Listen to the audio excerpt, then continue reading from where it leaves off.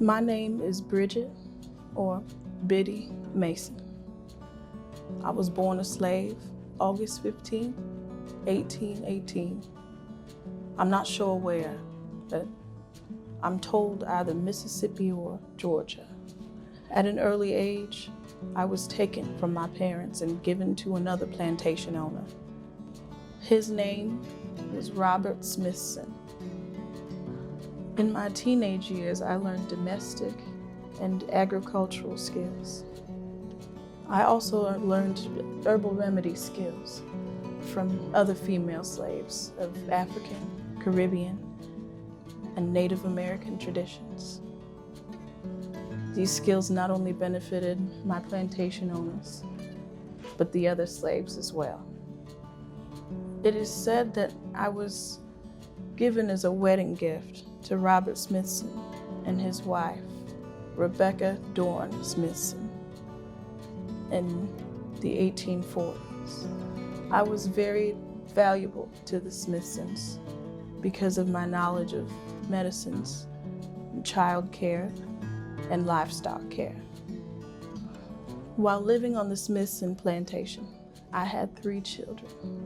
Ellen, who was born in 1838, Anne, who was born in 1844, and Harriet, who was born in 1847. I wasn't the only slave that lived on the plantation, though. Another slave, Hannah, lived there, and she had 3 children as well. Missionaries from the Church of Jesus Christ of the Latter-day Saints came and converted Mr. Smithson, his wife, and their 6 children. In 1847, they joined other church members from Mississippi and met the Mormon Exodus in Nauvoo, Illinois, also in 1847. The group traveled west to Chimney Rock in West Nebraska before heading to Pueblo, Colorado, where they spent the winter. During our journey, I organized travelers, herded cattle, prepared meals, and midwifed, all while caring for my own children. In the spring of 1848, we headed north to Fort Laramie, Wyoming. There we joined the main body of Mormons crossing the Great Plains to Salt Lake Valley, Utah Territory. The church leader, Brigham Young, sent a group to Southern California in 1851. He instructed the group that California was a free state. He told them their slaves would also be free when they arrived in California. My owner ignored these instructions and did not free Hannah or myself. Still, we moved to San Bernardino, California. The Compromise of 1850 admitted California as a free state, but I had no idea of any of the laws or my rights, so I continued to be a slave. In 1856, my owner decided to move to the slave state of Texas to sell me.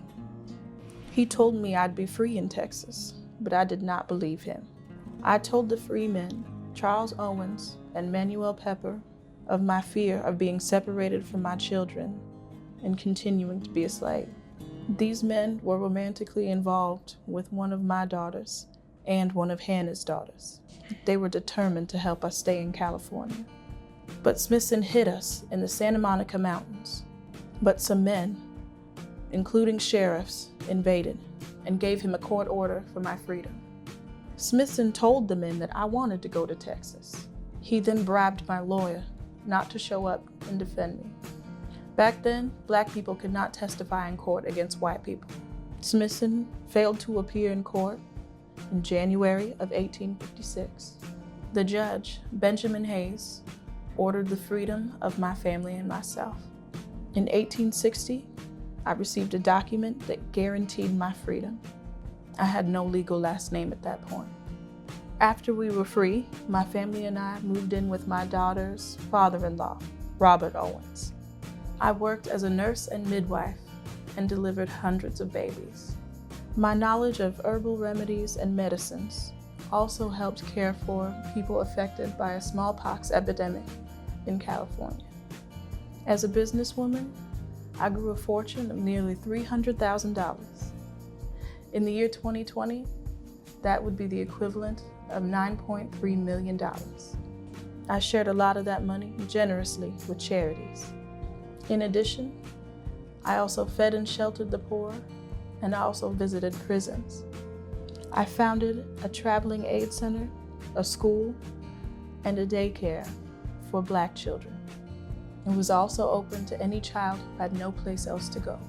They called me Auntie Mason or Grandma Mason. In 1872, my son-in-law, Charles Owen, and I started the African Methodist Episcopal Church. It was the first Black church in Los Angeles. I even dined occasionally with Pio Pico. He was the last governor of California when it still belonged to Mexico. He was also a wealthy landowner in Los Angeles. My daughter Ellen married Charles Owens. They had 2 sons, Robert Curry and Henry L. For many decades, Robert was known as the wealthiest Black man in Los Angeles. Later in life, he engaged in politics and real estate. He went on to own Owens Block, a 2-story brick building on Broadway in Los Angeles. It was the first Black-owned building in downtown Los Angeles. When I died on January 15, 1891, I was buried in an unmarked grave at Evergreen Cemetery.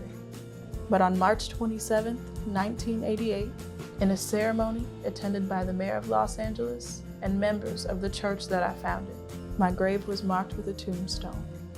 I'm an honoree in the California Social Work Hall of Distinction. I'm also celebrated by my own day, Biddy Mason Day, on November 16, 1989. My church site is now Biddy Mason Park. It's the site of an art installation describing my life. Biddy Mason's Place, A Passage of Time. It is an 82-foot concrete wall embedded with objects that tell the story of my life. I'm Biddy Mason, and this is the story of all Americans going west and finding success.